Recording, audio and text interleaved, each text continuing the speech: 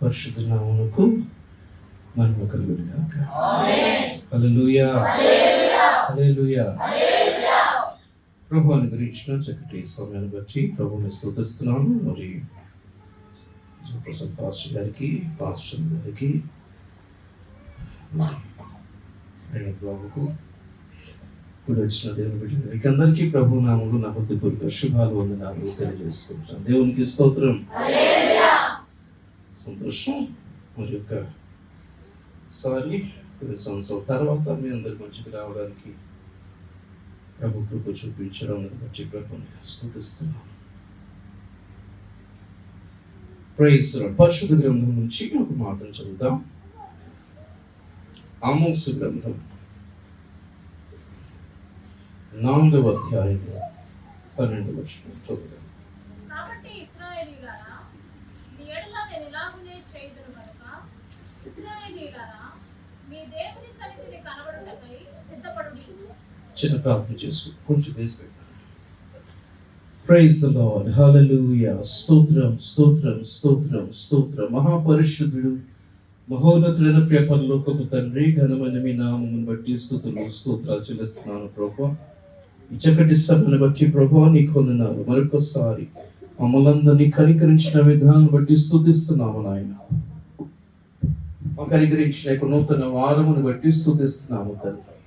ఈ పూజ ప్రభు మీ లేఖలను మేము ధ్యానము చేయించుడుగా మమ్మల్ని కనికరించి దర్శించండి. పరిశుద్ధాత్మదేవ మిమ్మల్ని ఆహ్వానిస్తున్నాము నాయన. ఈ వాక్శక్తిని మా హృదయంలోనికి విడుదల చేయండి ప్రభు.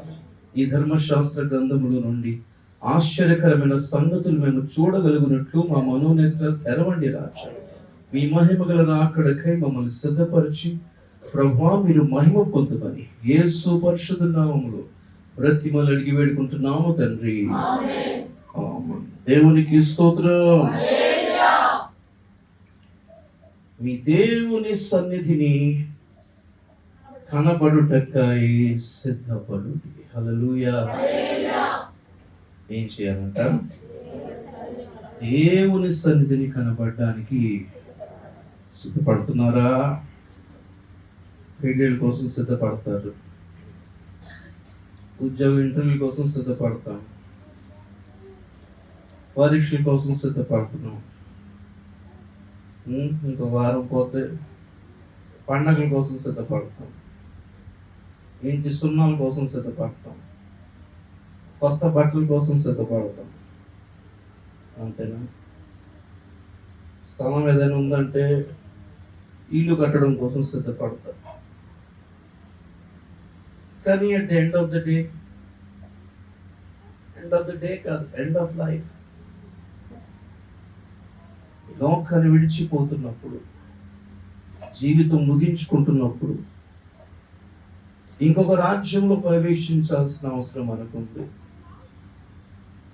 ఈ లోకంలో మన జీవితము శాశ్వత కాలం కాదు.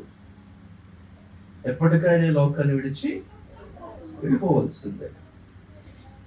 లోకం నుండి బయటపడే ఎగ్జిట్ మార్గాలు 2 ఉన్నాయి. ఒకటి, యేసు ప్రభువుని వచ్చి తీసుకెళ్ళాలి, అది మనమే వెళ్ళిపోవాలి. దేవుని స్తోత్రం కలిగిందా? మనం చనిపోయినా ఈ లోకం నుంచి బయటపడాలి, లేదా ప్రభు అయినా వచ్చి తీసుకెళ్ళాలి. ఏది ఏమైనా ఈ లోకం మాత్రం శాశ్వతం కాదు. ఏది శాశ్వతం కాదో అలాంటి లోకంలో స్థిరపడటానికి ఎన్నో ప్రయత్నాలతో పాటు స్థిరపడడానికి ఎన్నో సిద్ధపాటు కలిగి ఉంటున్నాం. ఎన్నో పనులు చేయడానికి ఎన్నో రకాలుగా ప్రయాసపడుతున్నాం, సిద్ధపడుతున్నాం. లైఫ్స్లో ఎన్నో గోల్స్ ఉంటాయి, అచీవ్ చేసుకుంటాం, ఎన్నో సాధించడానికి ప్రయత్నం చేస్తాం. కానీ ఈ లోకము శాశ్వతం కాదు ప్రియులారా.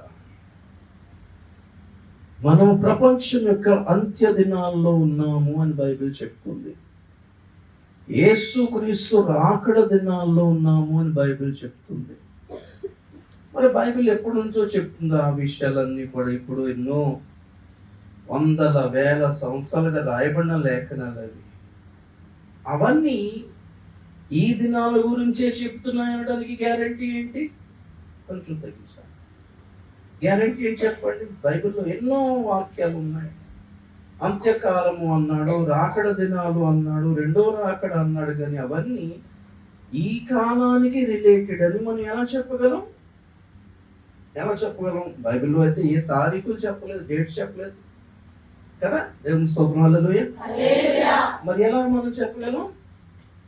బైబిల్లో అంత్యకాలానికి కానీ యేసే రాకడికి కానీ తారీఖు చెప్పలేదు, డేట్స్ చెప్పలేదు, కానీ సూచనలు మాత్రం చెప్పాడు. సూచనలు అంటే గుర్తులు, సంకేతాలు, సిగ్నల్స్, హింట్స్, క్లూస్ అని మాట్లాడుకోవచ్చు. హల్లెలూయా. ఇందులో అంటారు సమజ్దార్కో ఇషారా కాఫీ అంటారు, అక్కల ముందుకో ఇషారా కాఫీ. తెలివైన వాడికి సైజ్ అయితే చాలు అంటారు. తెలివైన వాడికి డైరెక్ట్ చెప్పిన అర్థం కాదు, ఏంటన్నా ఏంటన్నా అనుకుంటాడు అందరి ముందు. తెలివైన వాడికి చిన్న సైజ్ అయితే అది మ్యాటర్ మొత్తం అర్థమైపోతుంది. కొందరు బాగా తెలివైన వాళ్ళు ఉంటారు, తీగ లాగితే దొంకంత కదిలింది అంటారు చూసారా. దేవుడు ఏమనుకున్నాడంటే సంఘం చాలా తెలివైంది అనుకున్నాడు. అందుకే సైగ చేసి చెప్తాను, నేను వచ్చే టైం అయినా సిద్ధపడనంటే అన్ని ఇంట్లన్నీ అర్థమవుతాయి తప్ప. అర్థమైందా? కొంతమంది అమాయకులు అనుకుంటాం, వాళ్ళకి లేనిపోయిన జోక్స్, డబుల్ మీనింగ్ జోక్స్ కూడా అర్థమైపోతుంది. అబ్బో అనుకుంటారు, అది కూడా అర్థమైపోతుంది. కానీ యేసయ్య ఇచ్చిన సూచనలు అర్థం కావట్లేదు. అదేంటో కానీ అర్థం అవ్వాల్సినవి ఏమీ అర్థం కావట్లేదు. అర్థం అవ్వకూడనివన్నీ అర్థమైపోతే చాలా తెలివైన వాళ్ళం అనుకుంటాడు. నువ్వు రాకడ సూచనలు పసిగడితేనే తెలివైన వాడివి. స్తోత్రం చెప్పండి గట్టి ఒకసారి. Hallelujah. If you can recognise the signs of the coming of the Lord, you are indeed wise man. బుద్ధి గలవాళ్ళు వాళ్ళే, కాలాన్ని గుర్తుపట్టే వాళ్ళు బుద్ధి గలవారు. స్తోత్రం చెప్పండి గట్టి ఒకసారి.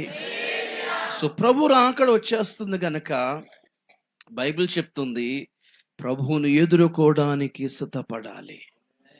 హల్లెలూయా. మీ దేవుని సన్నిధిని కనబడుటకై సిద్ధపడండి.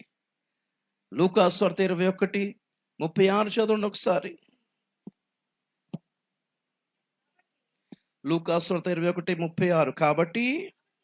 కాబట్టి మీరు జరగబోవు వీటినెల్లను తప్పించుకొని మనుష్య కుమారుని ఎదుట నిలవబడుటకు శక్తి గలవారగునట్లు ఎల్లప్పుడూ ప్రార్థన చేయొచ్చు మెలకువగా ఉండుడని చెప్పాను. స్తోత్రం చెప్పండి గట్టిగా ఒకసారి. ఏంటంట? మనుష్య కుమారుని ఎదుట నిలబడుటకు. పాయింట్ ఫస్ట్ క్యాచ్ చేయండి. ఫస్ట్ నిలబడటానికే దమ్ముండాలంట. How dare you stand before me అంటారు కదా. నీకు ఎంత ధైర్యం అంటే దీంట్లో గుండెలు ఉంటే నా ముందు నిలబడతావు, లేనిపోని పనులను చేసుకుని కదా. నిజమే. కాలేజీలో పిల్లలు ఎవరన్నా గోడ వెనకాల, బిల్డింగ్ వెనకాల సిగరెట్లు తాగడం సార్ చూశాడు అనుకోండి, ఇక ఆ తర్వాత అసెంబ్లీలో వాళ్ళు ముందు నిలబడతారా? ఈ సార్ చూస్తుంటాడు, వాళ్ళిద్దరేరి అంటే వీళ్ళు ఎక్కడో దాక్కుని. ఎందుకు దాక్కుని ఉంటారు? జీవితాలు సరిగ్గా లేకపోతే సార్ని ఎదుర్కోవడమే కష్టం. అర్థమైందా?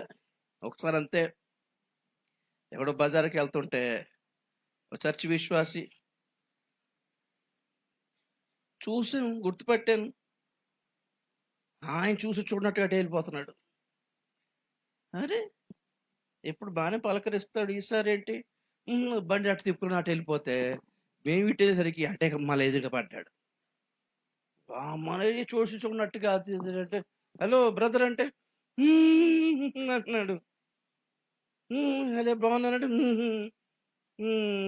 ఏముంది, ఎంత వినయం, నోరు కూడా తెరవట్లేదు. తంబాకు వేసుకున్నాడు నోట్లో. మనకు వినయం అనిపిస్తుంది అది. గుట్కాలు, ఖైనీలు, తంబాకు నోట్లు వేసుకొని బయట నోరు తెరిస్తే స్మెల్ తెలిసిపోద్దు అనుకుని ఎన్ని సైగలు, ఎంత వినయము. అరే రోజు పలకరించేటోడివి ఈసారి ఎదురుపడగానే ధైర్యంగా ముందుకెందుకు రాలేకపోయావంటే జీవితంలో ఏదో దాస్తున్నావు. జీవితం లేదని దాస్తేనే ప్రభు రాకడను ఎదుర్కొనే ధైర్యం చాలదు తెలుసా. జీవితంలో ఏదన్నా దొంగ పనులు చేస్తేనే ఇంట్లో నాన్నగారిని ఎదుర్కోవడమే కష్టం. హల్లెలూయా. స్కూల్లో కాలేజీలో ఏదైనా దిక్కుమాలిన పని చేస్తే మాస్టర్ని ఎదుర్కోవడం కష్టం.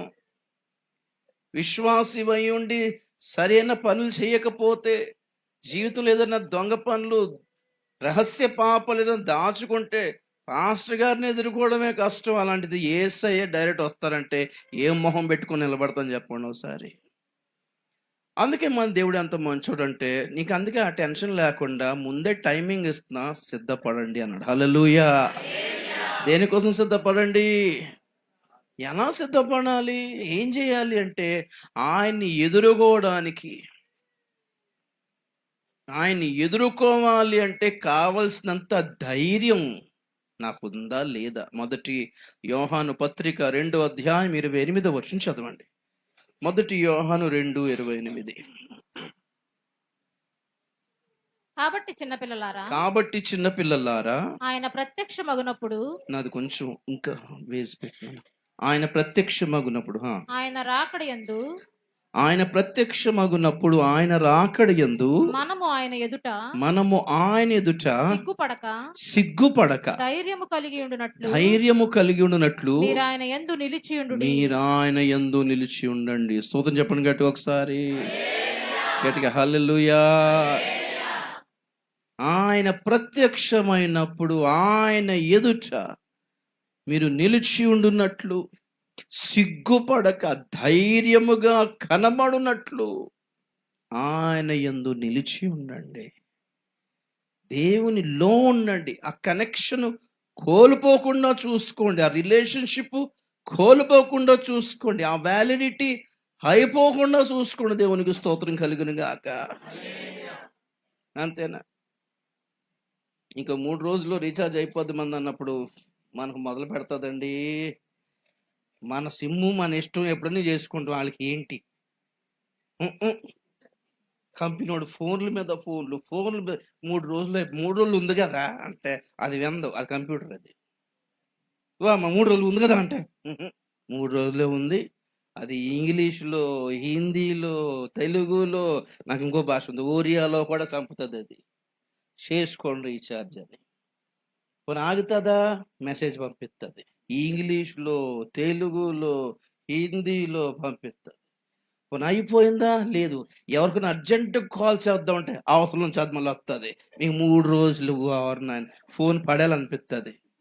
మనకే లాస్ కదా, మనం పడేయలేము కదా. 10,000 వేస్ట్. దేవుని స్తోత్రం. హల్లెలూయా. అదేదో వాళ్ళు ఫ్రీగా పంచుతున్నాం అన్నట్టే.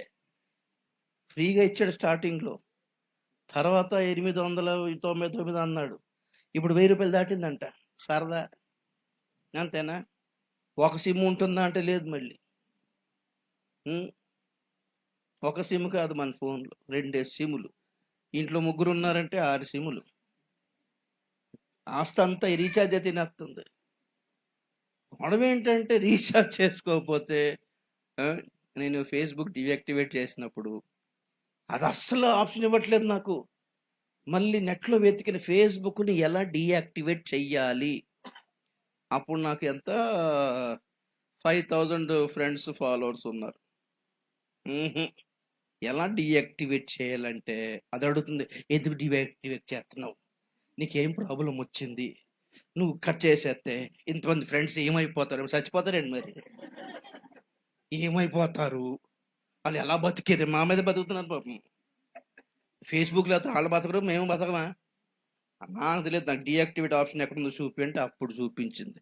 అది కూడా 1,00,000 క్వశ్చన్ చేసిన తర్వాత అవతల పో అంటే అప్పుడు పోయింది. ఏం స్తోత్రం. ఇవి ఎన్ని మీరు కనెక్టివిటీ కోల్పోవద్దని ఈ సోషల్ మీడియాలు కానీ, ఫోన్లు కానీ మిమ్మల్ని ఎన్ని తిప్పలు పెడుతుంటే ఒక్కసారి దేవుడి వైపు చూడండి. దేవుడు అంటున్నాడు, కనెక్టివిటీ కోల్పోవద్దు. హల్లెలూయా. ఒక్కసారి కనెక్టివిటీ కోల్పోయావా, కృప రాదు నీకు. ఇంకా దేవుని దయ నీకు అందుబాటులో ఉండదు. దేవుని కనికరం నీకు అందుబాటులో ఉండదు. దేవుడికి నీతో మాట్లాడడం మానేస్తాడు. దేవుడి నుంచి ఏ మెసేజు, ఏ హెచ్చరిక, ఏ సూచన, ఏ ఆదరణ కూడా రాదు. ఏ నడిపింపు కూడా రాదు. ప్రియులారా, రాజైన సౌలు ఒకసారి అలాగా కనెక్టివిటీ కోల్పోయిన తర్వాత అంట యుద్ధానికి వెళ్దామంటే మాట్లాడతలేడు దేవుడు. కళల ద్వారానైనాను, దర్శనం ద్వారానైనాను, ఊరిము తుమ్మిము ద్వారానైనా మాట్లాడకపోతే ఎక్కడికి వెళ్ళిపోయాడంట? లాస్ట్కి అది సోది చెప్పే వాళ్ళ దగ్గరికి వెళ్ళిపోతే. మనల్ని చాలా మంది ప్రవచనాలు చెప్తారనుకుంటున్నారా? సోది చెప్తారు. మీకు తెలుసో తెలీదు. అందరూ ప్రవచనకర్త ప్రవక్తలేం కాదు. దేవుని స్తోత్రం కలిగిన గాక. వీళ్ళు ఉంటారు కొంతమంది, అబ్బా దర్శన వీళ్ళు, ప్రవచన వీళ్ళు, ఇంక వాక్యం చెప్పరు వీళ్ళు. వాక్యం చెప్పే సేవకులు వద్దు, ప్రవచనాలు చెప్పే అమ్మల్ని పట్టుకుంటారు వీళ్ళందరూ. అలా తయారైపోయారా? దేవుని వాక్యం కోల్పోయారు అని అర్థం. దేవుని వాక్యానికి విలువ లేదు అని అర్థం. కనెక్టివిటీ కోల్పోతే గనక ప్రభు అంటున్నాడు, ఇట్స్ ఓకే, ఇప్పటికీ ఆలస్యం అయిపోలేదు, సిద్ధపడండి. స్తోత్రం చెప్పండి గట్టిగా ఒకసారి, గట్టిగా హల్లెలూయా.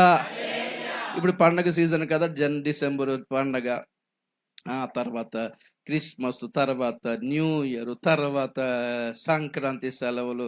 సంక్రాంతి అయిపోయిన తర్వాత స్టార్ట్ అవుతుందండి బ్యాండ్ స్కూల్స్లో, కాలేజ్లో. అప్పటి వరకు స్కూల్ దగ్గర నుంచి వెళ్తే ఓ గోల, గొడవ, అల్లరి, గంతులు, మాటలు, ఆటలు, అన్ని సౌండ్. ఫిబ్రవరి 1st వీక్ నుంచి చూడండి స్కూల్స్ పిన్ డ్రాప్ సైలెంట్. అటు వచ్చిపోయి అడుగుతారు, స్కూల్ నడుస్తుందా లేదా, సెలవా? లేదండి నడుస్తుంది. మరి సౌండ్ లేదండి అంటే ఎగ్జామ్స్ వస్తున్నాయి కదా, ఎగ్జామ్స్ వస్తున్నాయి. జూన్లో మొదలైన స్కూల్స్ జూన్ నుంచి జనవరి వరకు హ్యాపీ. చదువుతో పాటు, డ్రిల్తో పాటు, పీటీ క్లాస్తో పాటు, ఆటలతో పాటు, పాటలతో పాటు, మ్యాజిక్ షోతో పాటు, ఇంకేదైనా గాంధీ సినిమా అంటే దాంతో పాటు, ఇంకేదైనా అంటే ఎక్స్కర్షన్ అని, పిక్నిక్ అని, యాన్యువల్ ఫంక్షన్ డే అని, బస్ సరదాగా ఉంటుంది కదా. కానీ ఫిబ్రవరి నుంచి ఏప్రిల్ వరకు జ్వరాలు వచ్చేసి, కళ్ళు తిరిగిపోయి, తలకాయ నొప్పులు వచ్చేసి, మలేరియా వచ్చేసి కదా. ఆ సంవత్సరం అంతా, అకాడమిక్ ఇయర్ అంతా, జూన్ నుంచి జనవరి వరకు నువ్వు ఎన్నైనా సెలవులు పెట్టుకో, నువ్వు ఎన్నైనా హాలిడేస్ పెట్టేసుకో, నువ్వు ఎన్నైనా అమ్మమ్మల ఇంటికి, నాన్నమ్మల ఇంటికి తిరగడానికి వెళ్ళిపో. కానీ ఫిబ్రవరి నుంచి వచ్చిన తర్వాత నీ మాట నడుతుందా? పిల్ల నడుతుందా? అసలు మమ్మీ జ్వరం వచ్చింది, వెళ్ళు స్కూల్కి, ఫీజులు కడతాయి, ఉత్తనే కడతామండి, వెళ్ళు. స్కూల్ అయిపోతే వదులుతారా? మన ట్యూషన్ వదులుతారు. ఇంట్లో చదువు, బయట చదువు, ఇక్కడ చదువు, అక్కడ చదువు, ఇక్కడ చదువు. ఎందుకంటే ఎగ్జామ్ పాస్ అవ్వాలి. హల్లెలూయా. తర్వాత సంగతి తర్వాత చూడండి. ఇప్పటికైనా సరే జూన్లో మొదలైన తర్వాత నుంచి జనవరి వరకు నార్మల్గా ఉన్న, ఫిబ్రవరి నుంచి కొంచెం సీరియస్ అవుతామా లేదా? అప్పటి వరకు జోకులు వేసి పాఠాలు చెప్పిన సార్లు, టీచర్స్, సార్లు అందరూ, మ్యామ్స్ అందరూ ఇప్పుడు కొంచెం సీరియస్గా, జోకులు కాదురా చదువు, ఆటలు కాదు చదువు, సినిమాలు కాదురా చదువు, క్రికెట్ కాదురా చదువు. ఎందుకంత సీరియస్ అవుతారు?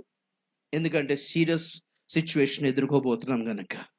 అలాగే క్రైస్తవ జీవితంలో వాగ్దాన ప్రసంగాలు నడిచాయి, ఆశీర్వాద ప్రసంగాలు నడిచాయి, స్వస్థతలు నడిచాయి, ఆర్థిక దీవెనలు నడిచాయి. కానీ ఇప్పటికైనా ఒక సీరియస్ సిచ్యువేషన్ రాకపోతే ఎలాగా క్రైస్తవులకి? క్రైస్తవ జీవితం ఆర్థిక దీవెనలు అయితే కాదు కదా. చూపించండి బైబిల్లో. It's a part of life, but destiny of life అయితే కాదు కదా.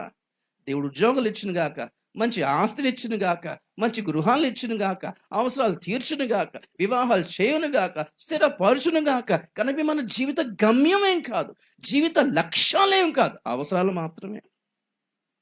హల్లెలూయా. గమ్యం ఏంటి అంటే ఆయన ఎదుట నిలబడాలి కదా. Praise the lord.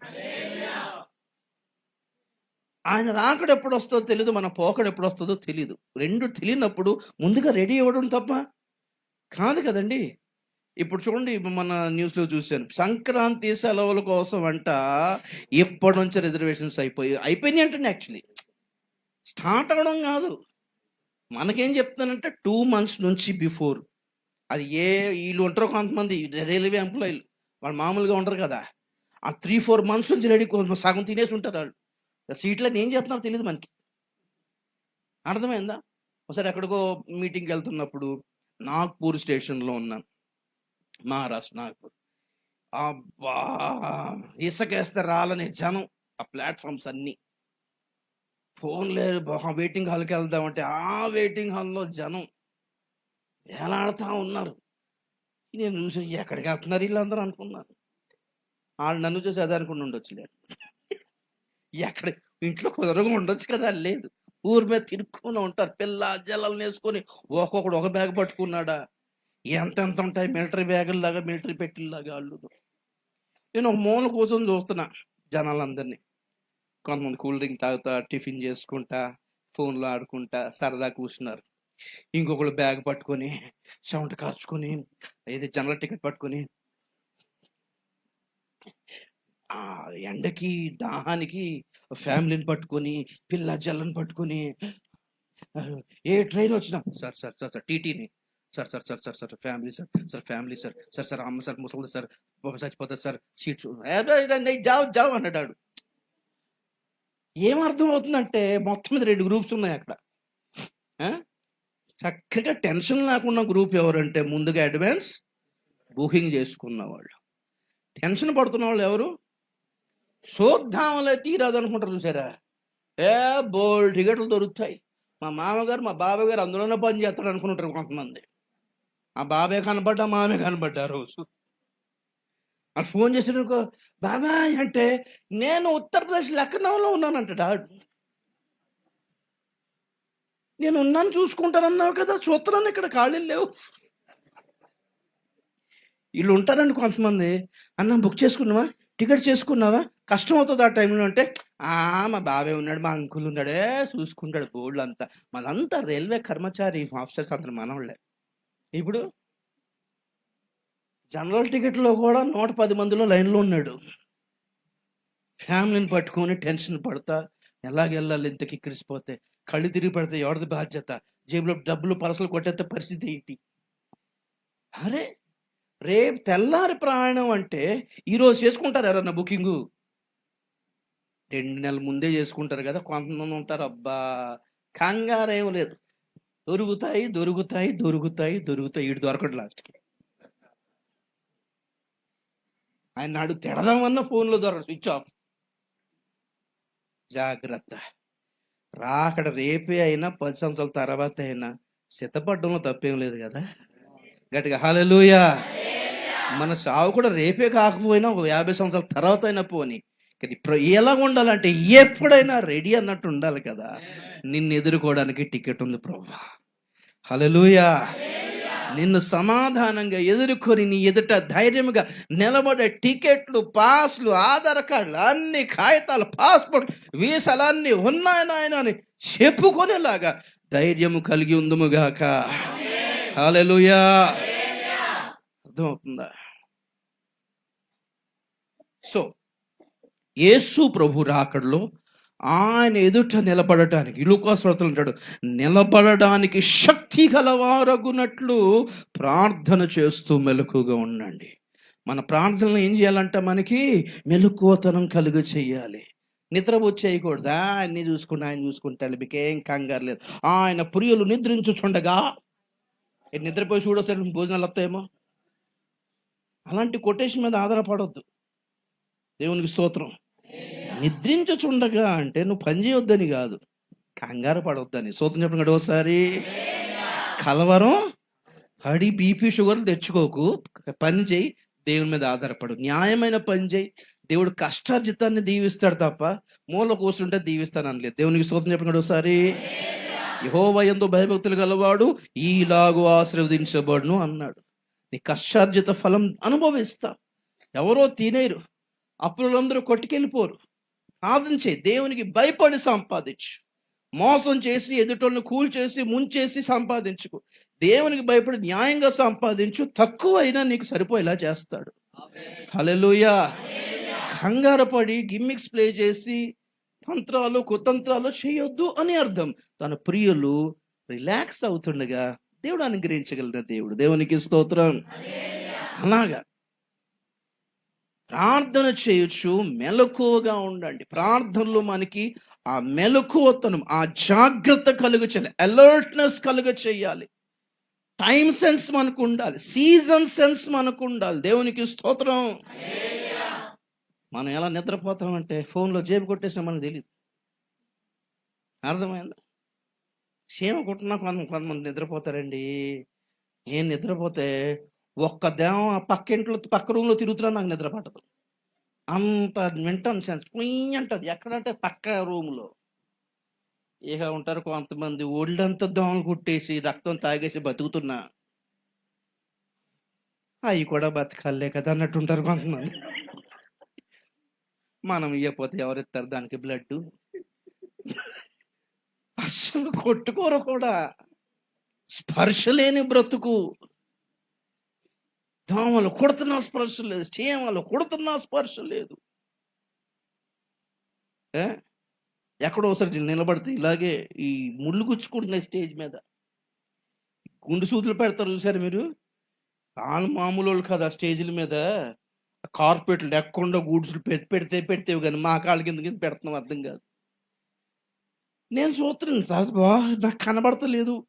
నేను పక్కన కూర్చుంటే అందరూ వచ్చి నిలబడుతున్నారు, వెళ్ళిపోతున్నారు. వాళ్ళు గుచ్చుకోవట్లేదా?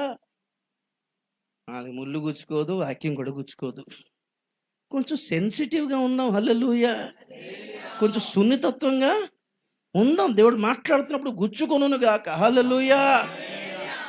పేతురు పెంతెకొస్తేనే మాట్లాడినప్పుడు వాళ్ళ హృదయమందు గ్రోత్సబడిన వారి, పొడవబడిన వారి అలా గుచ్చుకుంటేనే కానీ పాపం తొలగిపోదు. ప్రియులారా, మనం ఉంటాం తెలివిగా. ఇంజక్షన్ వేయించుకోవడం గుచ్చుకోకుండా చూడండి, గుచ్చుకోకుండా ఉంటుందా చెప్పండి ఒకసారి. లేకపోతే మర్యాదగా ఇంజక్షన్లు కాకుండా ట్యాబ్లెట్లు ఏమైనా ఇవ్వరాదండి. నీకు పొడవపోతే కానీ తగ్గదంటాడు. కొన్ని రోగాలు పోవాలంటే ఇంజక్షన్ పొడవాలి, కొన్ని పాపాలు పోవాలంటే వాక్యం పొడవాలి. దేవుని స్తోత్రం. హల్లెలూయా. అది పొడిచినప్పుడు మనకి తెలియాలి ఆ బాధ. ఈ పాపం వల్లనే కదా ఆయన గాయాలు పడ్డడం. తెలియకపోతే ఎలా మనకి? లేదు, మనకి వెన్నపామే ప్రసంగాలే కావాలి. బైబిల్ చెప్తుంది, గాయములు చేయు దెబ్బలు హృదయాంతరంగులోనికి చొచ్చి చెడుతనమును తొలగించును. హల్లెలూయా, హల్లెలూయా. సో ప్రభు రాబోతున్నాడు గనక లూకాసువార్తలో చదివాము, ఆయన ఎదుట నిలబడడానికే కాదు, ఆమోసు గ్రంథం చెప్తున్నాడు, కనబడ్డానికి కూడా సిద్ధపడు. హల్లెలూయా. నిలబడడానికే కాదండి, కనబడడానికి కూడా ధైర్యం కావాలి మనకి. బైబిల్ కాలేజ్లో ఉన్నప్పుడు మా సార్కి ట్రాన్స్లేట్ చేసేవాడిని ఇంగ్లీష్ టు తెలుగు. అప్పుడప్పుడు నేను క్లాస్లో ఉన్నప్పుడు Rajiv general sir is calling you అనేవాళ్ళు. వాళ్ళు నాగాలాండ్ ఉంటారు కదా కుర్రోళ్ళు, వాళ్ళు వీళ్ళు. వార్డెన్ మ్యామ్ వచ్చి Rajiv general sir is calling you, principal sir is calling you అంటే నేను బలి లేచి వెళ్ళిపోయేవాడిని. మా ఫ్రెండ్స్ ఉండేవాడు, నన్ను పిలిస్తే ఇంకోలాగా ఉంటుంది, వాళ్ళని పిలిస్తే ఇంకోలాగా ఉంటుంది. Shekhar sir is calling you అనగానే ఎందుకు పిలిచాడు? పొద్దున భోజనాల దగ్గర గొడవ పడింది కానీ తెలిసిందా? నిన్న సాయంత్రం గోడ దూకి బజార్కి వెళ్ళింది తెలిసిందా? నన్ను పిలిస్తే ఎందుకు పిలిచాడు నాకు తెలుసు, కానీ అందరికి వేరే వాళ్ళని పిలిస్తే తాను ఏమేమి తప్పులు చేసి వాళ్ళు లిస్ట్ చేసుకుంటూ ఉంటారు మైండ్లో వాళ్ళంతా. ఎవరు చెప్పుంటారు? నువ్వే చెప్పావు కదా, నువ్వే చెప్పావు కదా. ఏం లేదు, ఉత్తినే. కానీ వీళ్ళకి దొరికిపోతుంటారు. నువ్వే చెప్పావు కదా. నేను కాదు సార్ అంటాడు. అంటే ఏదో చేసామన్నమాట అంటాడు ఆయన. దొరికిపోతుంటారు. నువ్వేం చెయ్యకపోతే పిలిచినప్పుడు ఎందుకు భయం వేసింది? Sir is calling you urgent కదా. కథం ఏమైందన్న, ఎందుకు, ఏ మూడ్లో ఉన్నాడు అని అడుగుతాడు. అసలు ఏ మూడ్లో ఉన్నాడు సార్ అని ఆయన ఆట పట్టిద్దామని. నీకుంది పద అంటే అయిపోయాడు, చచ్చిపోతాడు అడిగి గుండాకిపోయి. నీకుంది ఫుల్ రైస్ మీద ఉన్నాడు, ఇంక వెళ్ళిపోతావు ఇంటికి, సర్దేసుకోవాలి. యేసే పిలిచినప్పుడు వెళ్ళే ధైర్యం ఉందా? హల్లెలూయా. ఉండాలి అంటే మన హృదయం మన మీద దోషారోపణ చేయకుండా చూసుకోండి. 1 యోహాను 3 ఎంత 21 చూడండి ఒకసారి. 1 యోహాను 3:21. ప్రియులారా, మన హృదయము మన యందు దోషారోపణ చేయని ఎడల దేవుని ఎదుట ధైర్యము గలవారగుదుము. స్తోత్రం చెప్పండి గట్టిగా ఒకసారి. ఎప్పుడంట ధైర్యం? మన హృదయము మన మీద దోషారోపణ చెయ్యకపోతే ధైర్యంగా ఉండగలం. ఎందుకంటే మనం యేసెదుట నిలబడినప్పుడు మనం ఎలాంటి వాళ్ళమో సాక్షి చెప్పడానికి మన పాస్టర్ గారు రారు అక్కడికి. లేదా ప్రభా మంచి విశ్వాసంగా అప్పుడు ప్రార్థన చేస్తుంటాడు, దశమగలు మధ్య మధ్యలో ఎగ్గొడుతుంటారు, కానీ పర్లేదు ప్రభా ఎత్తుంటారు. అప్పుడు ఏ రికమెండేషన్లు అక్కడ పనిచేయవు. దేవుని స్తోత్రం, హల్లెలూయా. సంఘం రాదు అక్కడికి. లేదు ప్రభా మంచి విశ్వాసం అని బాగా ప్రార్థన చేస్తుంటారు, ఇంటికి వెళ్ళి గొడవ పడుతుంటారు, కానీ బాగానే ప్రార్థన చేస్తారు. ప్రభా ప్రభా అని అడుగు, నేను ఎంత బాగా ప్రార్థన చేస్తాను, మా పాస్టర్ గారిని అడుగు, నేను అక్కడ సాక్ష్యం చెప్పేదాని పేరు మనస్సాక్షి. స్తోత్రం చెప్పండి కదా ఒకసారి. యేసెదుట ఎవరు సాక్ష్యం చెప్పాలి? ఎందుకంటే మన మనస్సాక్షి కంట మన రహస్యాలన్నీ తెలుసు. పబ్లిక్ అందరికి తెలియదు కదా, సంఘానికి తెలియదు, పాస్టర్ గారికి తెలియదు. మన బతికి ఎలాగ ఉంటుందంటే అందరికి మనం ఎలా కనబడాలని కోరుకుంటామో అలాగ ఉంటాం. ప్రతి వారికంట 2 లైఫ్స్ ఉంటాయంట. ఒకటి పబ్లిక్ లైఫ్, ఒకటి సీక్రెట్ లైఫ్. మనం పబ్లిక్లో ఎలా కనబడుతున్నామో దాన్ని బట్టి దేవుడు తీర్పు తీర్చాడు. మనం పర్సనల్గా ఎలా ఉన్నామో దాన్ని బట్టి తీర్పు తీరుస్తాడు. బైబిల్ చెప్తుంది, రహస్యమందు చూచుచున్న తండ్రి నీకు ప్రతిఫలం ఇచ్చును. హల్లెలూయా. రహస్యమందు చూచుచున్న తండ్రి అంటే ఆయన రహస్యంగా ఏం చూడ్డు, మనం రహస్యంగా ఏం చేస్తున్నాం అది చూస్తాడు. దేవునికి స్తోత్రం కలిగిన గాక.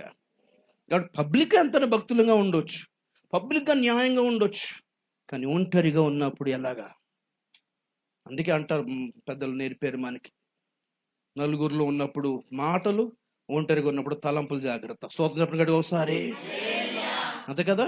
Keep your words before people and keep your mind safe when you are alone.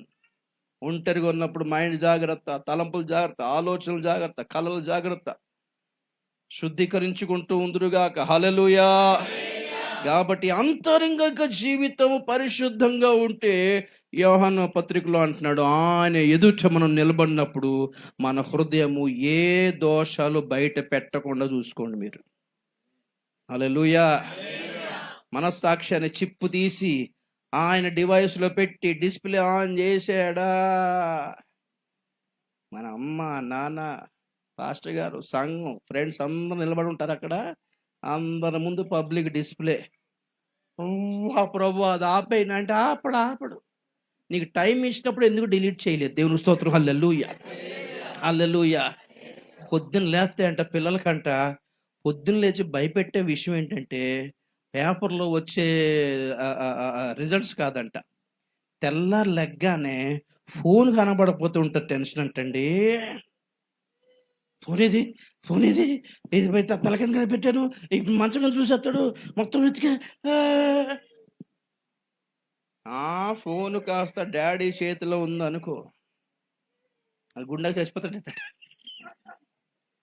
ఒకసారి అలాగే నాన్నగారు సడన్గా, ఒరే బాబు ఆ ఫోన్ తెవసారు అన్నాడు. ఎందుకు డాడీ అంటాడు. అసలు ఫోన్ అన్నాడు. డాడీ అని వాడు చాట్ డిలీట్ చేసి, ఫోటోలు డిలీట్ చేసి, వీడియోలు డిలీట్ చేసి, అన్ని డిలీట్ చేసి ఇదిగో డాడీ అంటాడు. ఏం లేదు టైం అడగడానికి అడిగాను అన్నాడు.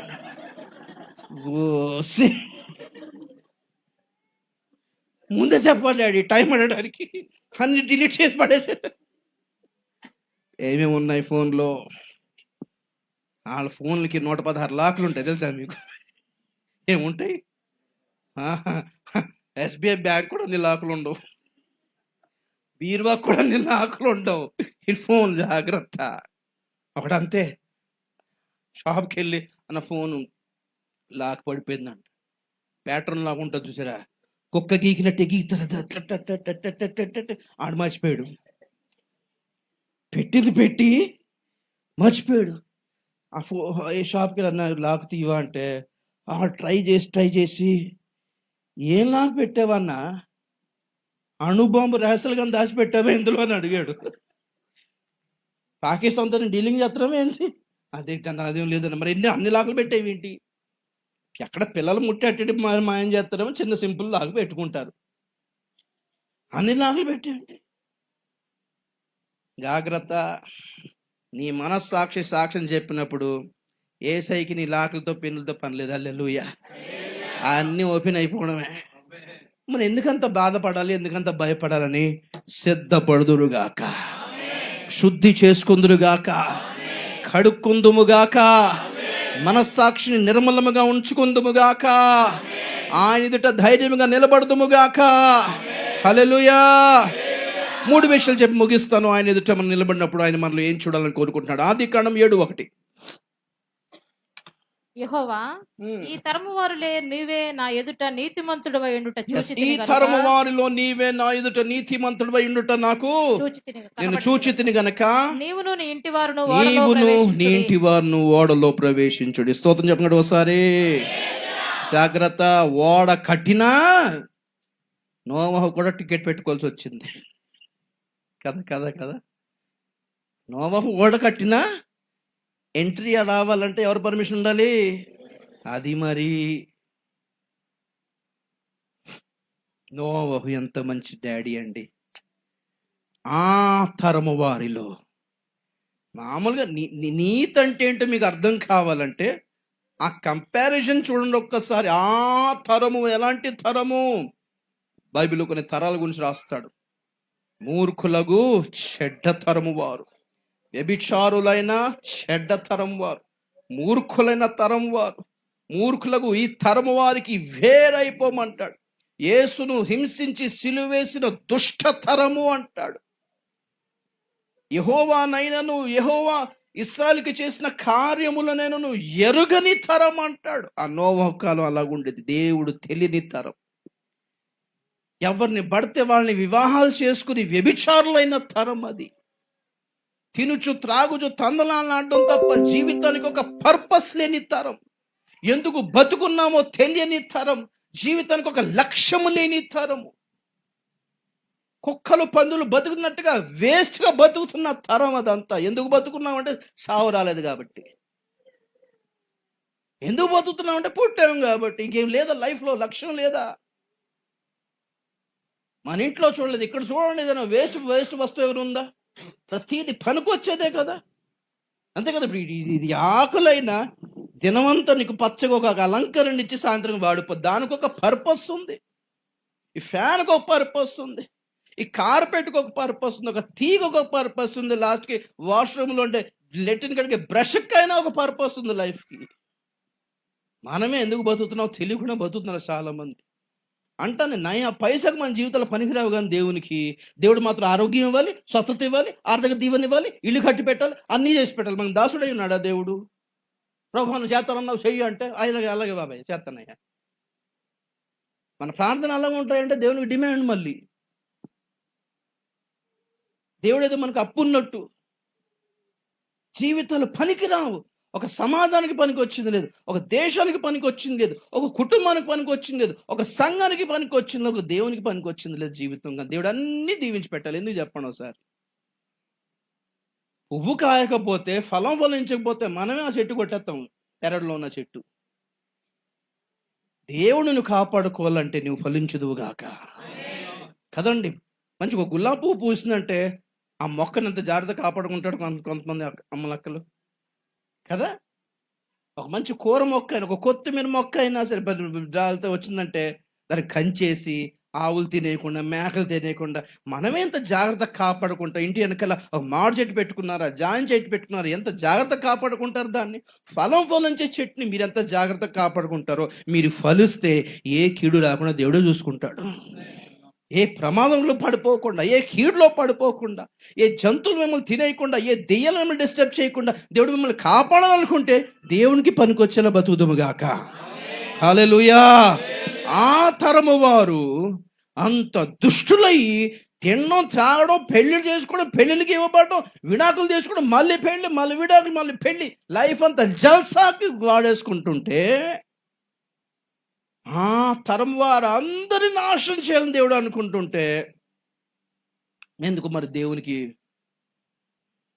మనసు చెప్తుంది ఒక్కడైనా కరెక్ట్గా ఉండడా?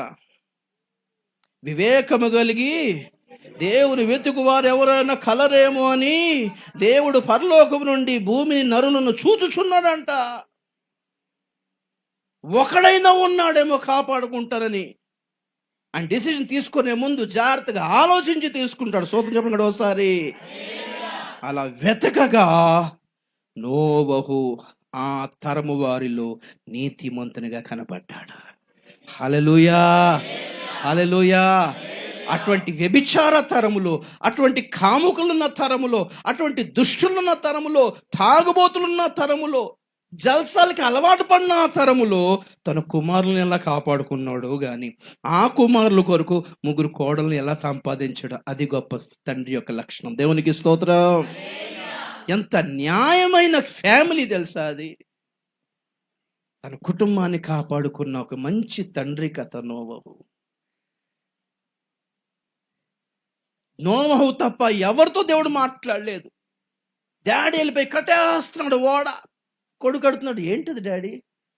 ఏమన్నా ఓడ అంటారంట, ఎందుకంటే వాళ్ళకి ఓడ ఏంటో తెలియదు, ప్రళయం తెలియదు, వాన తెలియదు, వరద తెలియదు, తెలియని ప్రాజెక్ట్ అండి. నమ్మాడు దేవుణ్ణి. దేవునికి స్తోత్రం. తెలియకపోయినా, నీకు అర్థం కాకపోయినా దేవుని మాటలు నమ్మాలి ప్రియులారా. ప్రతి భూమి మీద ప్రతి పుస్తకం చదివి అర్థం చేసుకున్నాకనే నమ్ముతాం. కానీ బైబిల్ అలా కాదు, నువ్వు నమ్మితే నీకు అర్థం అవుతుంది. హల్లెలూయా. నువ్వు చదివి నమ్మిన తర్వాత దాన్ని ఇష్టపడతావు కాదు కదా, నువ్వు ఇష్టపడ్డ తర్వాత నీకు అర్థమవుతాడు దేవుడు. నువ్వు ప్రేమించిన తర్వాత దేవుడు నీకు అర్థమవుతాడు. నువ్వు నమ్మిన తర్వాత నీకు దేవుడు నీకు అర్థమవుతాడు. దైవజనులు డాక్టర్ బిల్లీ గ్రామ్ గారు ఉండేవారు. ఆయనకి చాలా డౌట్లు ఉండేవంట బైబిల్. ఏంటిది అంత తికమగ్గంగా ఉంది అనుకునేవాడట. ఒకరోజు ప్రార్థన చేస్తుంటే పరిశుద్ధాత్ముడు అంటే, అలా కాదు, నాకు అర్థమైన అర్థం కాకపోయినా నువ్వు చెప్పిన మాట కాబట్టి నేను నమ్ముతున్నాను ప్రభువా అనమన్నదట. పరిశుద్ధాత్మ అన్నాడట.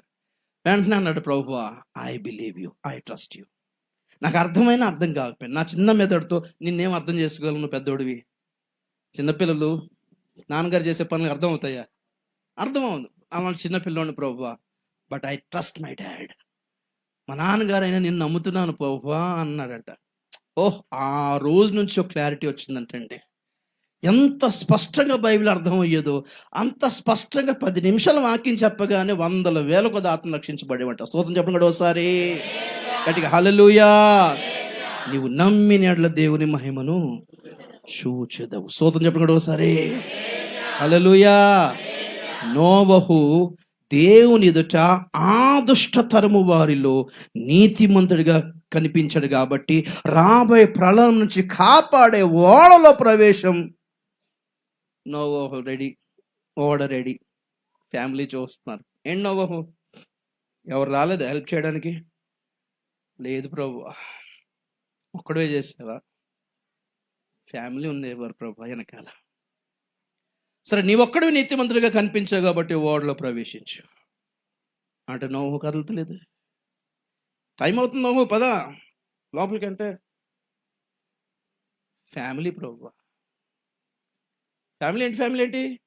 ఒకటే టికెట్ తీసా, నీవే నీతిమంతుడివి, వీళ్ళందరూ కాదు. మొహం తలదించుకున్నాడు ఏంటో. సరే, టీటీకి నేను చెప్తాను కానీ ఫ్యామిలీ అంతా ఎక్కడ? హల్లెలూయా. ఒక్క తండ్రి నీతి కుటుంబాన్ని కాపాడుకుందండి. మీరు ఎలా ఉందురుగాక అంటే మీ కుటుంబానికి, మీ కుమార్తెలకి యోగ్యత లేకపోయినా రాకళ్ళు ఎత్తబడేలాంటి నీతిగా బతుకుదాము గాక ప్రియులారా. హల్లెలూయా. మిమ్మల్ని బట్టి మీ కుటుంబం కూడా రక్షించబడును గాక. మిమ్మల్ని బట్టి మీ కుమార్తెలు, కోడళ్ళు, అల్లుళ్ళు, మనవరాళ్ళందరూ కూడా లైన్లో నిలబడదురు గాక. ఒకటే టికెట్ మీద అందరూ ఎక్కేద్దరు గాక. హల్లెలూయా. టీటీ కూడా అడగకూడదు అంతే. ప్రభు అంటాడు, ఏమన్నా అడ్డు ఉంటే నా పేరు చెప్పు, మా బాస్ ఎక్కించండి అని. హల్లెలూయా. అలా ఉందము గాక ప్రియులారా. నీతి అంటే ఏంటో అర్థం కావట్లేదు. దేవుడికి నచ్చితే ఫ్యామిలీ అంతా అర్హత లేకపోయినా రమ్మనేలాగా ఉండాలి కదా. Praise the lord. స్తోత్రం చెప్తాం గట్టి ఒకసారి. హల్లెలూయా. అలాంటి జీవితం గడుపుతాం. సో మొదటిది, దేవుని రాకడలో మనం నీతిమంతులుగా ఆయన ఎదుట కనబడాలి. నీతిమంతులుగా అంటే ఈ తరం వారితో కలిసిపోవద్దు, ఈ లోక పోకడతో కలిసిపోవద్దు. ఏంటంటే జెన్జీ అట. ఏం జీ అట?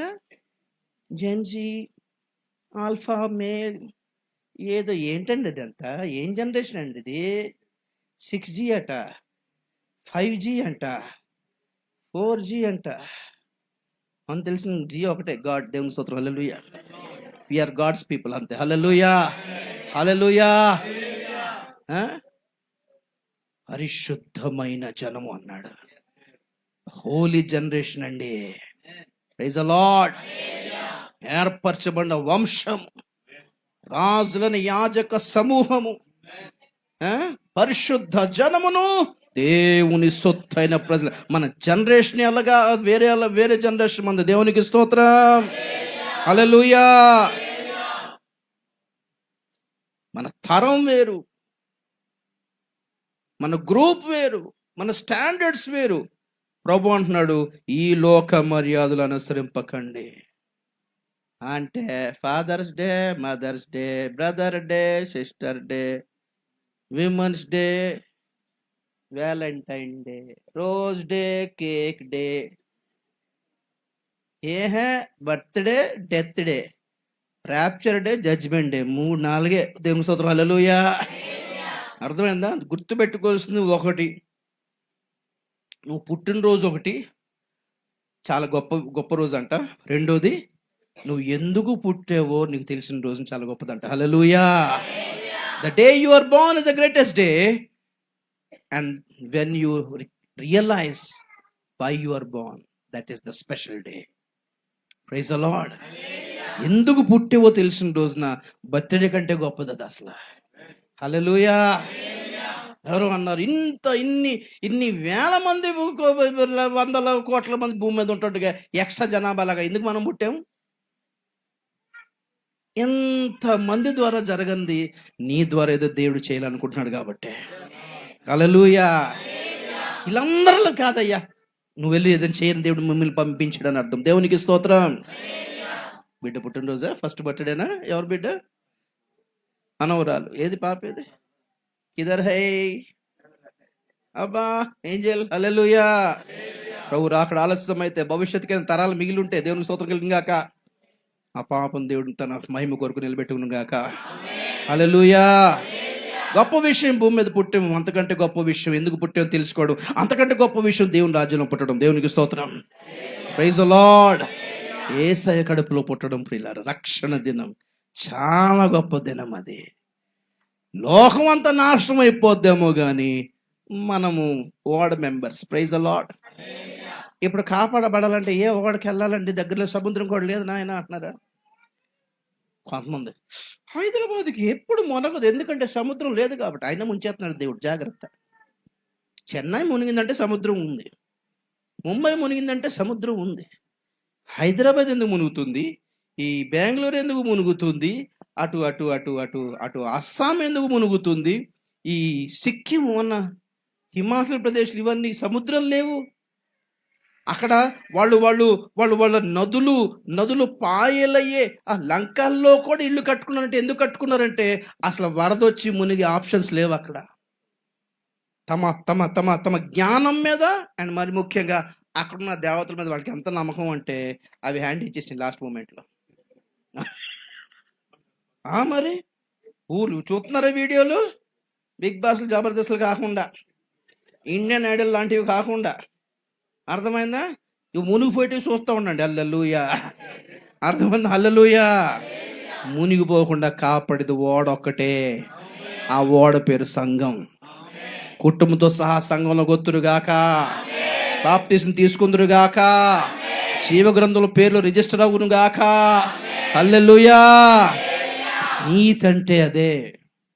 బాప్తిస్మం ఇచ్చి యోహాన్ దగ్గర ప్రభు అంటాడు, బాప్తిస్మం ఇచ్చి యోహాన్ అంటాడు, సార్ మీరు పెద్దవాళ్ళు, మీరు నాకు బాప్తిస్మం ఇవ్వాలి కానీ నేను మీకు ఇవ్వడం ఏంటి సార్? మీరు పెద్దోళ్ళు వంచాలండి ప్రభు అన్నాడు. పెద్దోడైనా చిన్నోడైనా బాప్తిస్మం తీసుకొని దేవుని నీతి నెరవేర్చుట ఇది తగిన న్యాయం. దేవునికి స్తోత్రం.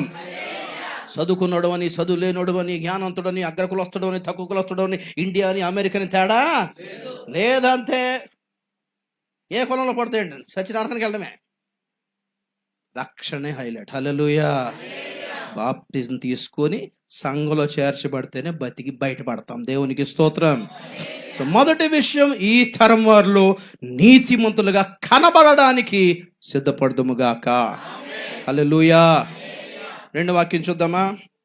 ఆదికాండం 22:12. నాకు చాలా ఇష్టం. ఆదికాండం 22:12. అప్పుడు ఆయన అప్పుడు ఆయన ఆ చిన్నవాని మీద చెయ్యి ఆ వేయకుము, చిన్నవాని మీద చేయి వేయకుము, అతనిని ఏమియూ చేయకుము, ఏమీ చేయకుము. నీకు ఒక్కడైన నీ కుమారుని ఆ, నాకీయ వెనుతీయలేదు గనుక కనుక నీవు దేవునికి భయపడు వాడవని ఆ, ఇందువల్ల నాకు కనబడుచున్నది. ఇందువల్ల నాకు కనబడుతుంది. దేవుని భయం కనబడాలి మనలో. దేవుని స్తోత్రం చెప్పండి కూడా ఒకసారి.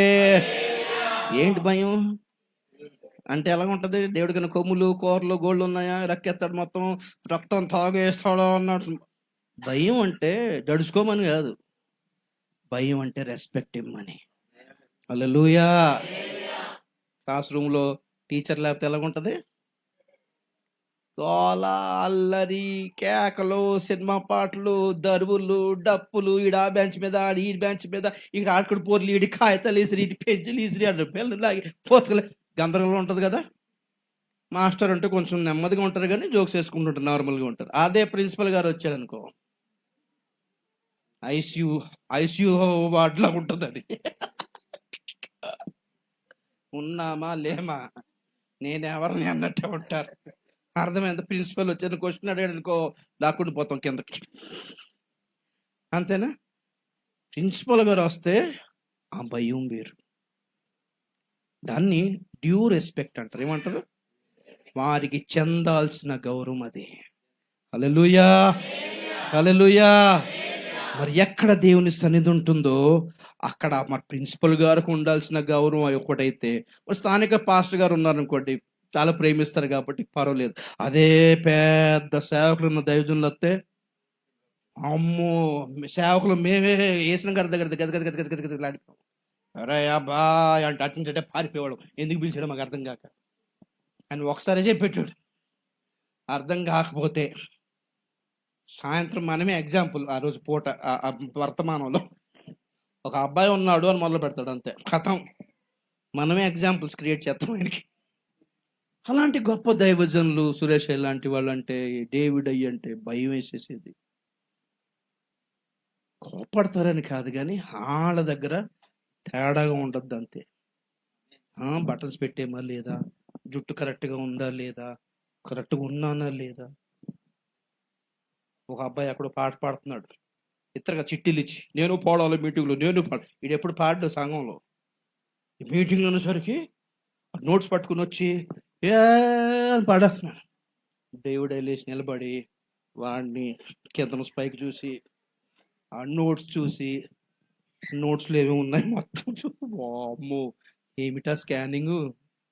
కొందరు దేవజనులు ఉంటారండి, కింద నుంచి పైకి చూసేస్తారు మొత్తం. ఏంటి కథ ఏంటి, నీకు హార్మోన్స్ ఉందా లేదా, దేవునికి పనికొచ్చే బతికేనా లేదా చూసి చెప్పేసేవారు అండి. దేవుని స్తోత్రం కలిగాక. అలాంటి సేవకుల దగ్గర అలా దేవుడు అలాగ ఆవరించుంటాడు వాళ్ళని ఆవరాలాగా. అందుకే భయం వేసేది. అలాగ నిజంగా దేవుడు మీతో ఉంటే ఎంత గౌరవప్రదమైన బతుకుతామో తెలుసా? స్తోత్రం చెప్పకుండా ఒకసారి. ఎందుకంటే నన్నేమైనా అనుగాని మా దేవుడిని ఏమనుకున్నట్టు బతకాలి ప్రియులారా. మనలన్నా ఒప్పుకోవాలి తప్ప మన దేవుని ఒక మాట అననివ్వకుండా బతకాలి కదా. దేవుని మీద ఈగ వాలకుండా చూసుకునే బాధ్యత మంది. మరి దేవుని వాళ్ళు ఎందుకు అంటారు? మన బతుకుని చూసే అంటారు. మరి ఒట్టగానే అంటారు కదండి.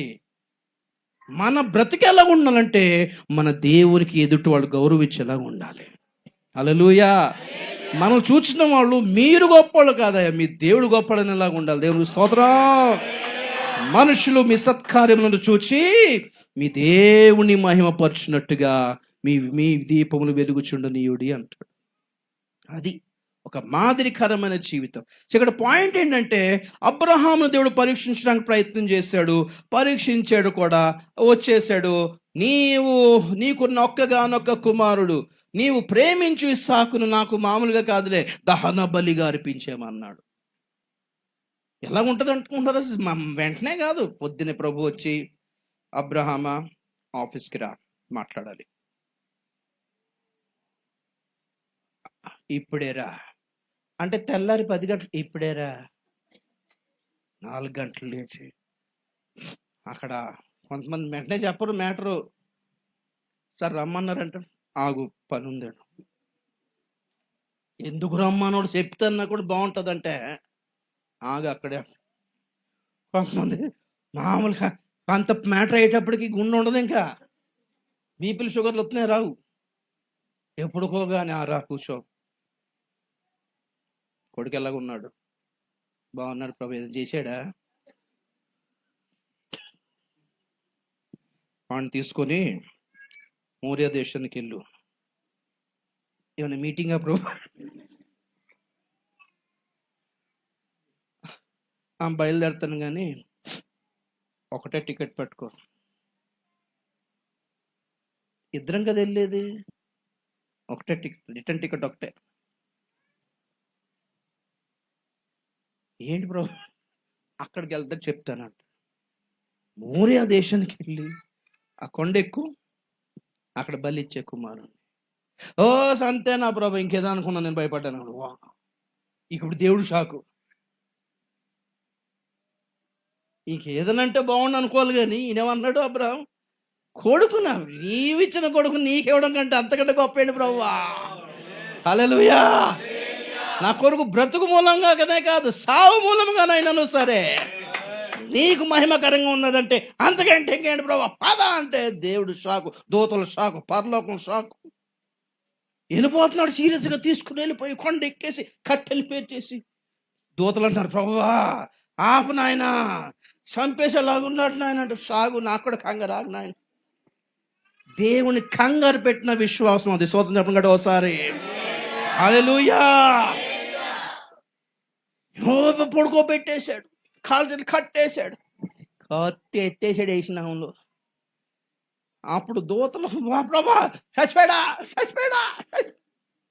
ప్రభు అంటాడు, నువ్వే వెళ్ళాపు అంటే దూత, అబ్రహాము ఆగు, చంపేస్తామండి పిల్లోడిని, ముందు మనకి ఆలోచించవా? బలి కోరుకున్నాడు అంటే చంపేమంటాడండి దేవుడు. నరబలి కోరుకోని దేవుడు మన దేవుడు.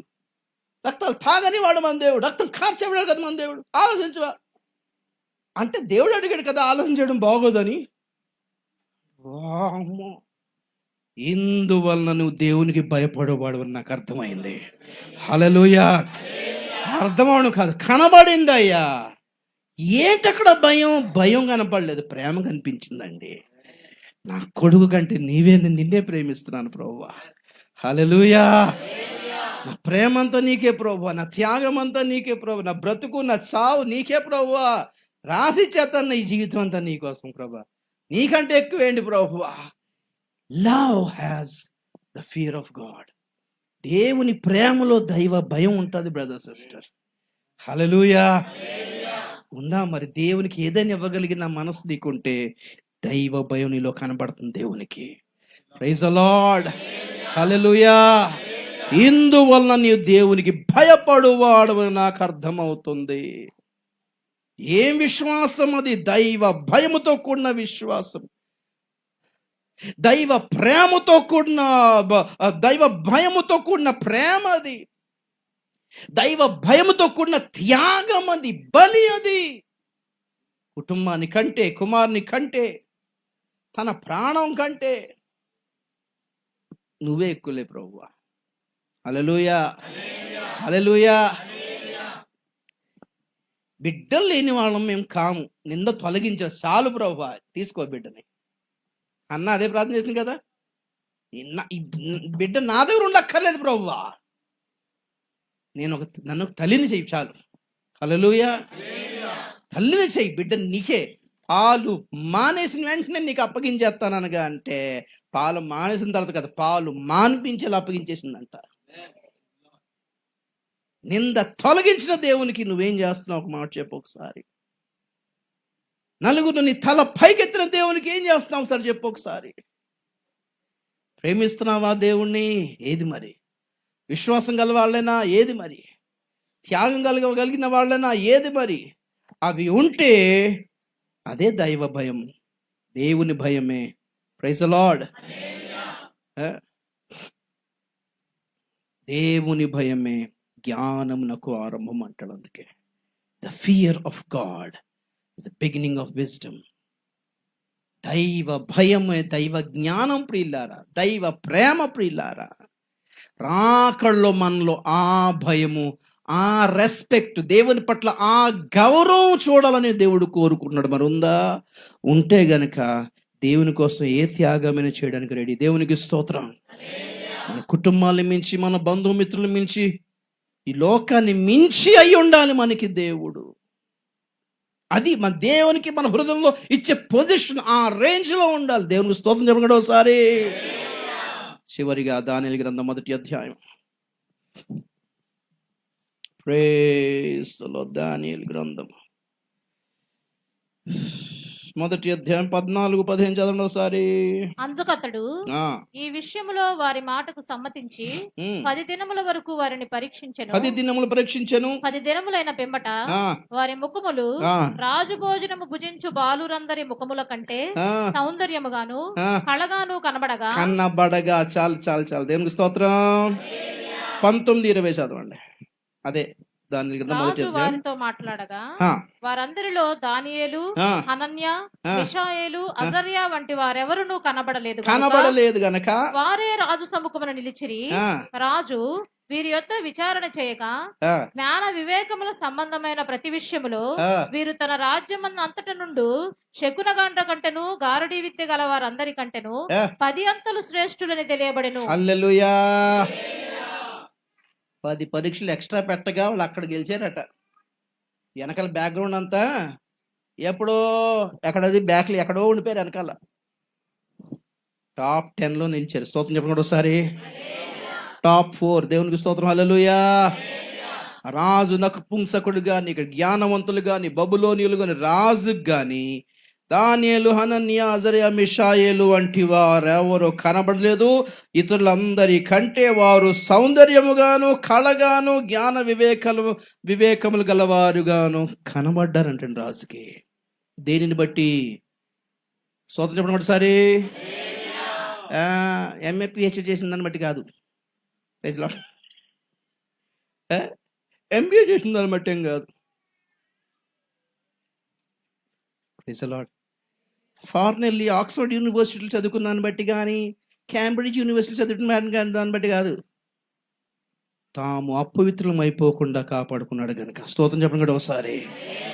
అపవిత్రమైన భోజనాలు కానీ, అపవిత్రమైన పండగలు కానీ, అపవిత్రమైన ఫంక్షన్స్ కానీ, అపవిత్రమైన పెళ్ళిళ్ళు కానీ, అపవిత్రమైన స్నేహితులు కానీ, అపవిత్రమైన వ్యసనాలు కానీ ఏది దగ్గరకు రాకుండా చూసుకుంటే మీరు జనం అందరిలో 10 అంతలు శ్రేష్ఠులుగా కనబడేలా దేవుడు చేస్తాడు. స్తోత్రం చెప్పండి ఒకసారి. రాజుగారి భోజనం అండి, 5 స్టార్ భోజనమో 7 స్టార్ భోజనం మనకు తెలియదు కానీ నాకు వద్దన్నారు వాళ్ళు. మాకు వద్దండి. ఏం మాట్లాడుతున్నారండి? American barbecue. హల్లెలూయా. దొరకదు మీకు. ఒక్కొక్కరికి పర్ హెడ్ ఎంతో తెలుసా? మాకదు. మరి ఏం తింటారు? తోటకూర లాంటిది, కొత్తిమీర లాంటిది ఏమైనా ఉంటాయి, కొంచెం మెంతికూర లాంటిది. మేము షుగర్ పేషెంట్ కదా, మాకు అదే బతుకు. హల్లెలూయా. అయినా 10 అంతలు శ్రేష్ఠులు కాదు, 10 అంతలు రోగుల్లో కనబడుతున్నాం. పాయింట్ అది కాదు. నువ్వేం కూర తిన్నావు అన్నది కాదు. అది పవిత్రమైన ఆహారం అయి ఉండాలి, పవిత్రమైన సహవాసంలో ఉండాలి, పవిత్రమైన ఫ్రెండ్షిప్ మధ్యలో ఉండాలి. దేవుని స్తోత్రం. హల్లెలూయా. చూడండి, లేకపోతే మనం అపవిత్రం అయిపోవడానికి ఏదో పెద్ద పాపాలే చేయనక్కర్లేదు. కొంచెం భోజనాలు చేస్తే చాలంట. అర్థమైందా? ఒకసారి పాస్టర్ గారు భోజనాలు తీసుకెళ్ళారు మమ్మల్ని. పెళ్ళి మంచి కూర వడ్డించగానే మందు వాసన వచ్చింది. నేను అందులో వెతుకుతున్నాను. పాస్టర్ గారు అడిగిన ఏంటి వాసన? పక్క రూమ్లోంచి వస్తుందన్నారు. వాము, నా ప్లేట్లోంచి వచ్చినట్టే ఉంది అది. మీరు నమ్మరు, పాస్టర్ గారి కోసం తినేసాను ఆ రోజు. కానీ సంవత్సరం వరకు నన్ను బల్ల దగ్గర రానివ్వలేదు ప్రభు. నో బల్ల. చాలా కాలం అయిందిలేండి. అంటే ఏదో బల్ల రోజున ఎక్కడికి వెళ్ళిపోవడం, బల్ల రోజు నాకు ఆస్తమా ఒకటి, బల్ల రోజున దగ్గు ఆయాసం ఇంట్లో పడి ఉండడం, బల్ల రోజు నీకు ఏదు అవ్వడం, బల్ల రోజు నీకు ఎక్కడ ఉండిపోవడం, బస్సులో ఇరుక్కుపోవడం. బల్ల రోజున ఖచ్చితంగా చర్చిలో మాత్రం ఉండట్లేదు నేను. నాకు తర్వాత అర్థమైంది, అదేంటి ప్రభు సంవత్సరం నన్ను బల్లకు దూరం పెట్టావా నువ్వు? ఏం జరిగింది అంటే, అక్కడ చదువుతున్నాం కదా, దెయ్యముల బలలోనిది దేవుని బలంలోనిది కలిపి తినకండి దయచేసి అన్నాడు. జాగ్రత్త అన్నాడు. వామ్మో, నేనెక్కడ తిన్నాను అంటే గుర్తొచ్చింది, నిన్న ఎవరు తిన్నామన్నాడు అక్కడ భోజనాలని. అన్ని చోట్ల తినేయకండి, మాకు సేవకులు నేర్పించారు. ప్రతి చోట తినొద్దు, ప్రతీది తినొద్దు, మొత్తం తినొద్దు. స్తోత్రం చెప్పండి వస్తుంది గట్టిగా హల్లెలూయా. పిలిచినప్పుడు కార్డు ఇచ్చారు కదండి, ప్రతి పేరండానికి వెళ్ళిపోకండి మీరు. అర్థమైంది? దేవుడు ఉన్నట్టు లేదో చూసుకోండి అక్కడ, ఆత్మీయ వాతావరణం ఉందా లేదో చూసుకోండి. క్రైస్తవ ఫంక్షన్ సినిమా పాటలు నడుతుంటాయి అక్కడ. మా పాష కూడా ఒక ఆయన తెలివిగా, ఈ కీర్తన ఏ గ్రంథంలో ఉందని అంటాడు ఆయన. సినిమా పాట ఏ పాటలు పుస్తకండి, యేసయ్య గారి పాటలు పుస్తకం. అమాయకంగా తెలియనట్టే, అబ్బాయి లేదండి ఇది కిషోర్ కుమార్ గారి పాట అండి. వా, కిషోర్ కుమార్ గారు ఏం చేస్తున్నారు ఇక్కడ అంటాడు ఆయన. మళ్ళీ లేదా దేవుని ప్రార్థనలో, దేవుని ఫంక్షన్లో సినిమా పాటలు ఏంటి? బుద్ధి ఉందా లేదా? సేవకులు పిలిచి మరిని మేము రామ్, దేవుని స్తోత్రం హల్లెలూయా. క్షమించక్కర్లేదు, ఉన్నానయ్యా మేమైతే రామ్, దేవుని మనసు పట్టలేదు. రాములు వెళ్ళి చూడాలి అక్కడ దేవుడు ఉన్నాడా, దేవుని పిలిచారా, ఆరాధన జరిగిందా, సన్నిధి ఉందా లేదా, లేదా బాయ్ బ్రదర్ పని ఉంది వెళ్ళిపోను అంతే. మనం చెప్పించక్కర్లేదులే కానీ enjoy, let them enjoy. Praise the lord. Friends రమ్మంటారు, అక్కడ తిందామంటారు, ఇక్కడ తిందామంటారు, ఆ హోటల్ అంటారు, ఇక్కడ అంటారు, అక్కడ అంటారు. మర్యాద వద్దా? ఫ్యామిలీతో ఒక హోటల్కి వెళ్తే ఆ పక్కన బెంచ్ మీద బాటిల్స్ కనిపిస్తేనే తిన్నాం మనం, అక్కడ వెళ్ళిపోతాం. అమ్మో ఇది బాటిల్స్ ఉన్నాయండి, పద పద పద. వాళ్ళు పెట్టి సార్ ఇంకో టేబుల్ ఏర్పాటు చేస్తాం. నో, మనకి మనం సెల్ఫ్ రెస్పెక్ట్ ఉండాలి, దేవునికి రెస్పెక్ట్ ఇవ్వాలి. స్తోత్రం చెప్పండి ఒకసారి. అపవిత్రమైన తిండి తినొద్దు ప్రియులారా, అన్ని చోట్లకి వెళ్ళిపోయి తినొద్దు ప్రియులారా. దేవునికి మర్యాద ఉండాలి. అక్కడ దేవుడు లేని చోట మనం ఎందుకున్నాం అక్కడ? అసలు దేవుడు లేనప్పుడు నేనేం చేస్తాను? ఇక్కడ నిలిపోవాలంతే. దేవునికి స్తోత్రం కలిగాక. అపవిత్రమైపోకుండా మీరు కాపాడుకుంటే దేవుని సన్నిధిలో శ్రేష్ఠులుగా నిలబడతాం ప్రియులారా. హల్లెలూయా. భగవాన్ ఏంట, క్రొవ్విన మాంసం తినుట కంటే ఆత్మీయత ఉన్న చోట ఆకుకూరలు తిందాం ప్రియులారా. హల్లెలూయా. దేవుడు అందరిని దీవించును గాక, కానీ దేవుడు కూడా ఉండును గాక. కాబట్టి అందరు కళ్ళు మూసుకుందాం, ప్రార్థన చేద్దాం. దేవుని సన్నిధిలో కనబడుటకై సిద్ధపడండి. ఏం కనబడాలి దేవుని సన్నిధిలో? మనలో ఏం కనబడాలని కోరుకుంటాడంటే, ఒకటి నీతి మనలో కనబడాలి. ఈ తరము వారిలో నీతిమంతులమై ఉండనట్లుగా ఆయన దృష్టిలో కనబడాలి. రెండోది దైవ భయం మనలో ఉన్నట్టు ఆయనకు కనబడాలి. మూడోది మనము అపవిత్రులము కాకుండా ఏ తిండి వలన, ఏ వస్త్రాల వలన, ఏ సంబంధాల వలన, ఏ ఆచార వలన అపవిత్రులమై ఉండకూడదు ప్రియులారా. ఆయన రక్తము కార్చి మనల్ని కడుక్కొని శుద్ధునిగా చేసుకుంది దీని కొరకేనా? మరలా బురదలో పొలడానికి, మరలా ఆచారాలు, ఈ ఆచార వ్యవహారమైన ఈ లౌకిక పండుగలు సేవ చేసుకోవడానికి, దీపావళి చేసుకోవడానికి. అందరిలో మన దేవుడు ఎంత గొప్పవాడో, ఎంత పరిశుద్ధుడో చాటుకుందాం ప్రియులారా.